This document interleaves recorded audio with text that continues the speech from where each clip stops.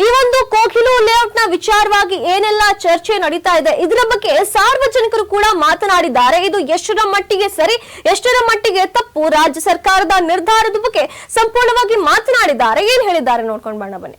ನಾವು 5 ವರ್ಷದಿಂದ ಇಲ್ಲಿ ಇದ್ದೀವಿ. ಎಲ್ಲ ಜೀವನ ಮಾಡ್ಕೊಂಡು ಎಲ್ಲ ಕೆಲಸ ಮಾಡ್ಕೊಂಡು ಒಂದು ದುಡ್ಕೊಂಡು ಮಕ್ಳಿಗೆ ಸಾಕೊಂಡು ಇದ್ರು. ಅದೇ ದಡ ಅಂತ ಬಂದಿದ್ದೆ, ಬಾಕಲ್ ತಟ್ಟಿ ಸಿಲಿಂಡರ್ ಎಲ್ಲ ಆಚೆ ಕಡೆ ಹಾಕ್ಬಿಟ್ಟು ಎಲ್ಲ ಒಡೆದು ಹಾಕ್ಬಿಟ್ರು, ಹೋಗ್ಬಿಟ್ರು. ಅವ್ರದ್ದು ಮಾಡ್ಕೊಂಡು ಹೋದ್ರು. ಇಷ್ಟುವರೆಗೂ ಯಾರು ಏನು ಬಂದು ಕೇಳ್ತಾ ಇಲ್ಲ, ಏನು ಇಲ್ಲ. ಹೆಂಗಿದ್ದೀರಾ ನೀವು, ಬಿಸಿನಲ್ಲಿ ಇದ್ದೀರಾ, ಚಳಿನಲ್ಲಿ ಇದ್ದೀರಾ, ಏನ್ ಮಾಡ್ತಾ ಇದ್ದೀರಾ ಮಕ್ಳಿಗೆ ತಗೊಂಡು ಅಂತ ಕೇಳೋರೆ ಯಾರು ಇಲ್ಲ. ಇವಾಗ ಕೊಡ್ತೀನಿ ಅಂತ ನೆಮ್ಕೆ ಮಾಡ್ಬಿಟ್ಟು ಎಲ್ಲ ಹಾಳಾಗಿ ಮಾಡ್ತಾ ಇದ್ದೀರಲ್ಲ, ಒಬ್ಬೊಬ್ರು ಏನು ಇದ್ ಮಾಡ್ದಂಗೆ ಹೆಂಗೆ ಅದು ಅಂತ ನಾನು ಕೇಳ್ತಾ ಇರೋದು. ನಾವು ಇಲ್ಲೇ ಹುಟ್ಟಿ ಇಲ್ಲೇ ಬೆಳೆದಿ ಎಲ್ಲ ಜೀವನ ಮಾಡ್ಕೊಂಡಿರೋದು ನಿಮ್ಗೆ ಕಣ್ ಕಾಣಿಸ್ತಾ ಇಲ್ಲ. ನಾವು ಬೇರೆ ಊರಿಂದ ಬಂದು ಇಲ್ಲಿ ಏನಾರ ಜೀವನ ಮಾಡ್ತಾ ಇದೀವಾ? ಇಲ್ವಲ್ಲ. ಇಲ್ಲೇ ಹುಟ್ಟಿ ಇಲ್ಲೇ ಬೆಳೆದಿ ಎಲ್ಲ ಜೀವನ ಮಾಡ್ತಾ ಇರೋದು. ನಾವು ನಮ್ಮ ಮಕ್ಕಳು ಎಲ್ಲ ಇಲ್ಲೇ ಬೆಳೆದಿರೋದು. ಇಲ್ಲ ಅಂತ ಹೇಳ್ತಿರಲ್ಲ, ಹೆಂಗೆ? ನಾವೇನ್ ಬಾಂಬ್ ಹಾಕ್ಬಿಡ್ತಾ ಇದೀವ ನಿಮ್ಗೆ? ಏನ್ ಸುಳ್ಳು ಹೇಳ್ತಾ ಇರೋದು? ಯಾವ್ದೋ ಕೊಡೋದರಲ್ಲಿ ನೀವು ಬಾದಿ ಹಾಕ್ತಾ ಇದ್ದೀರಾ ಅಂತ ನಾನು ಹೇಳ್ತಾ ಇದ್ದೀನಿ. ಬಡವರಿಗೆ ಇಲ್ಲಿ ಸನಾತನ ಇಲ್ಲ ಅಂತ. ಈ ಸರ್ಕಾರ ಭೂಮಿ ಅಂತ ಯಾಕೆ ಇರೋದು? ಸರ್ಕಾರ ಯಾರಕ್ಕೆ ಏನಕ್ಕೆ ಇರೋದು?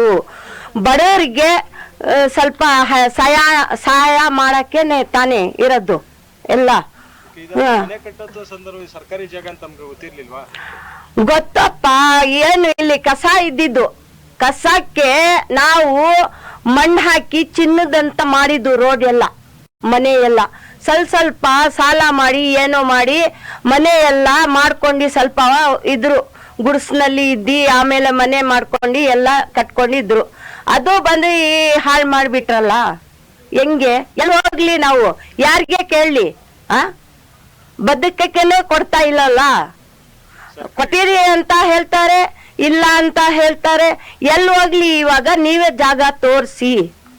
ಇಲ್ಲಿರ್ತಕ್ಕಂಥ 180 ಮನೆ, ಬಟ್ ಸರ್ಕಾರ ಅಪ್ಲಿಕೇಶನ್ ಕೇಳಿದಾಗ 300 ಜನ ಅಪ್ಲಿಕೇಶನ್ ಕೊಟ್ಟಿದಾರಂತೆ. ಅದೇನು ಗೊತ್ತಿಲ್ಲ ನಮ್ಗೆ, ಎಲ್ಲಿಂದ ಬಂದು ಏನ್ ಮಾಡ್ತೇನೆ ಅಂತ. ಎಷ್ಟು ಮನೆ ಕೊಟ್ಟಿ ಹೊಡೆದೋಗೀತೆ, ಎಷ್ಟು ಬೀದಿಗೆ ಬೀಳ್ದಿದ್ದಾರೆ ಜನಗಳು, ಅವ್ರಿಗೆ ಮಾತ್ರ ಕೊಳ್ಳಿ, ಬೇರೆ ಅವ್ರಿಗೆ ಇಲ್ಲ. ಮನೆ ಕಟ್ಟಿ ನೀವು? ನಾವು 2-3 ವರ್ಷ ಆಯ್ತಪ್ಪ ಕಟ್ಟಿ. ವಾಸ ಆಗಿದ್ವಿ. ಮೊದ್ಲೇ ಜೋಪಡಿ ಹಾಕೊಂಡಿದ್ರು, ಇವಾಗ ಸ್ವಲ್ಪ ಸಾಲ ಮಾಡಿ ಕಟ್ಕೊಂಡು ಇದೀವಿ. ಏನು ಕೊಟ್ಟಿಲ್ಲ. 4 ದಿವಸ ಕರೆಂಟ್ ಆಫ್ ಮಾಡಿದ್ರು. ಯಾರ ಮನೆಯಲ್ಲಿ ಅಂತೂ ಕರೆಂಟೇ ಇರ್ಲಿಲ್ಲ. ಆಮೇಲೆ ದಿಢೀರಂತ ಶನಿವಾರ ದಿವಸ 5 ಗಂಟೆಗೆಲ್ಲ ಬಂದ್ಬಿಟ್ಟು ಎಲ್ಲ ಡೆಮಾಲೇಷನ್ ಮಾಡಿಬಿಟ್ರು. ಸಿಲಿಂಡರ್ ಎಲ್ಲ ತೆಗ್ದಿ ಮಕ್ಳಿಗೆ ಎಲ್ಲ ಆಚೆ ಹಾಕ್ಬಿಟ್ಟು ಅವರೇ ಸಾಮಾನೆಲ್ಲ ತೆಗ್ದು ಹಾಕಿ ಡೆಮಾಲೇಷನ್ ಮಾಡಿಬಿಟ್ರಪ್ಪ. ಹಂಗೆ ಮಾಡಿದ್ರಲ್ಲ, ಮೋಸ ಅಲ್ಲ ಅದು? ಹೇಳಿ ನೀವೇ.